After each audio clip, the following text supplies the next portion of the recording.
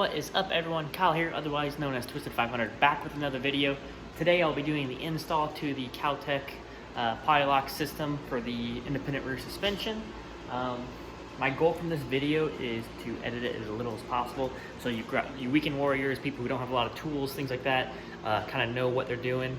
Kelly had a great video that he put out on how to install it. That's what I'm referencing on. However, he pulled the entire rear cradle out, set it off to the side, did the inserts, and then put the cradle back in.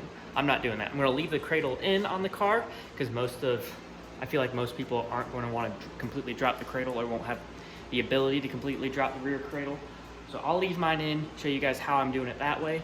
Hey bud, show you how I'm doing it that way.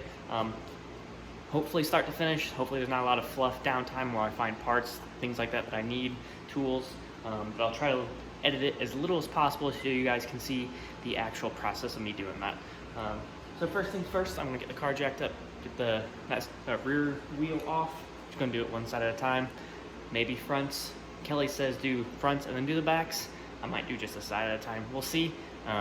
Like I said, it'll all be a process on how that's working for you. Hey, bud. So yeah, so Zeus will be out here with me. Hopefully he doesn't block too much of the camera. If he does, I'll try to go back and show you guys what I'm doing. But let's get the wheel off, get the car jacked up, and we'll get started.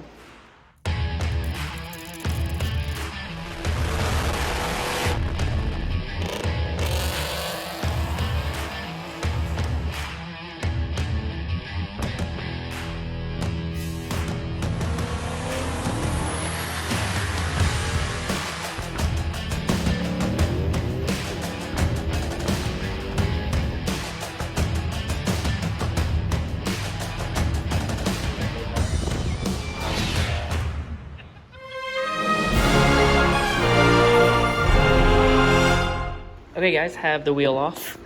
One of the mounts is there, and then the other one is right there.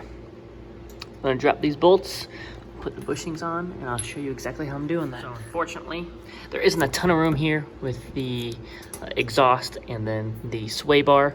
It is enough to get a torque wrench up there to take this down. So I'm just gonna get started on that. Hopefully it doesn't hit too hard. As you can see, not much room here. Clean this up. Doesn't look like it's moving much, but if you look up there, you can see everything. So it is actually dropping, and right there is where the rear piece is gonna go. Front and back both have two pieces. This is the bottom for the rear, and this is the top for the rear, the thinnest piece.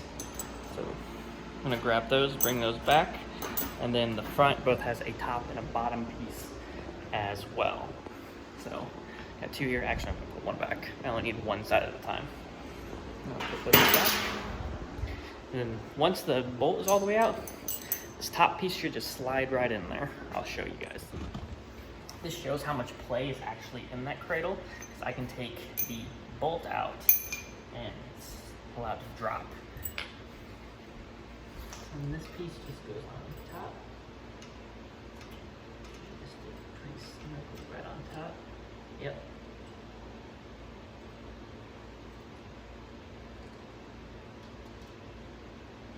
Alright guys, I have the bolts out of the front. Won't let it drop too much because of this. So I'm just gonna take out these 13mm bolts there, put in the pieces. The big one goes on the bottom, little one goes on the top. So I got that piece out of the way. That one just goes right up there. And then this piece just turns back around and goes up, and then it all tightens up in there. And that sits there. And this piece, try not to bump the camera while I do this, just sits right on top there. Look at that, fits perfectly. Okay, so that's in there, that sits there. The other one just sits up top there. And then these will compress just a little bit. I'm not going to tighten down too much, so then I have room on both sides to kind of move up and down. But each side at the end will be torqued to 129 foot-pounds. I don't have the stud kit. Stud kits are 120 foot-pounds. Non-stud kits are 129 foot-pounds on each corner. So, all right, guys. So there's a little bit of a pause there. I actually had to go to Lowe's I got a little pry bar to help me. And as you can see, look at how dented up that thing is. That's how long it took me. I actually was using screwdrivers, everything. Actually had a pry bar here, was just too large for that hole. That hole is not very big. So yeah, so this bottom piece, we have, I'm gonna try to orient it towards the car. So front and back, so it goes front and back because there is a little piece on the side there. So this is gonna fit up inside, like, so as you can see, there is something on these sides here.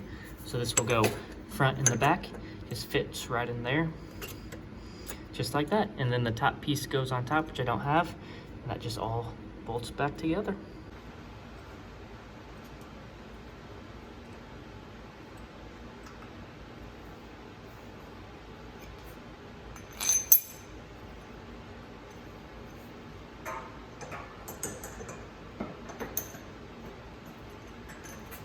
Get that bolt started. I know I'm in your way, I'm sorry guys.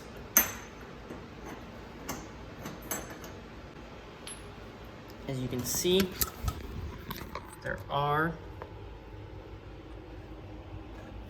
little, I guess, pieces up there which kind of push it. So just make sure that that's sitting correctly on there. So I know it wants to move around a little bit. I'll tighten it down, see if it sits better. If not, I might have to hold it in place. But as you can see, those little pieces through there are kind of keeping it from sitting perfectly right off the bat. So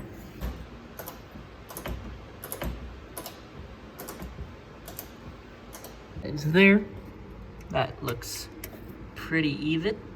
Looks pretty evenly spaced on each side. So I just have to tighten that down a little bit later. And as you can see, this piece right here, that one's on top. That one is at bottom, which has to tighten it down a little bit more. Make sure you tighten those back. And that side is done. Now it's just the other side. Okay guys, so now I'm on the other side, wheel is off. I kind of explained what I was doing on the passenger side. So on the driver's side, I'm just gonna work. I'm just gonna have the camera playing. As I work so you guys can see my thought process. I'm gonna do front this time first, and then the rear. So I'm just gonna dive right in.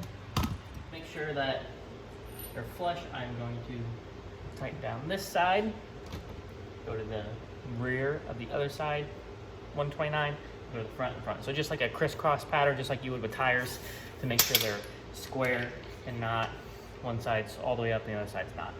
So I'm going to set my torque wrench to that.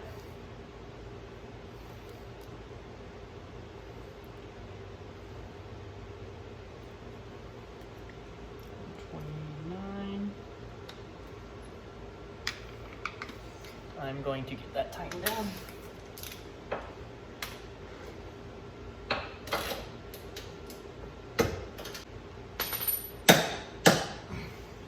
My torque wrench just pops when it hits that.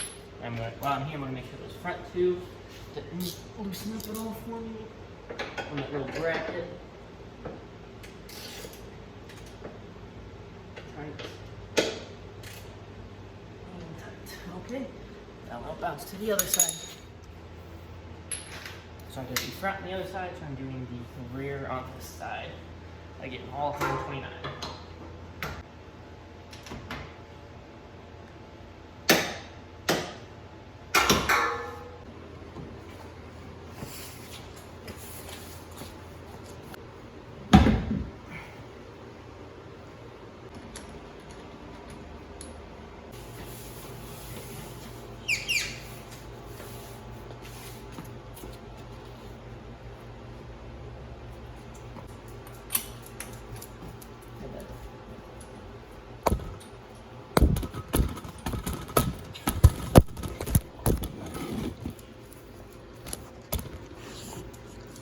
Always got to eat my videos.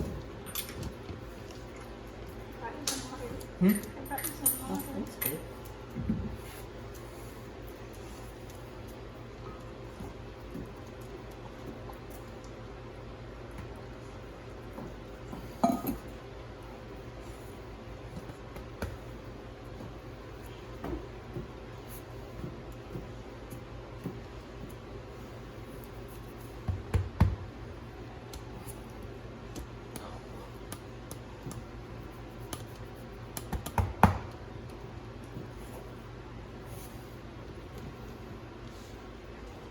Okay.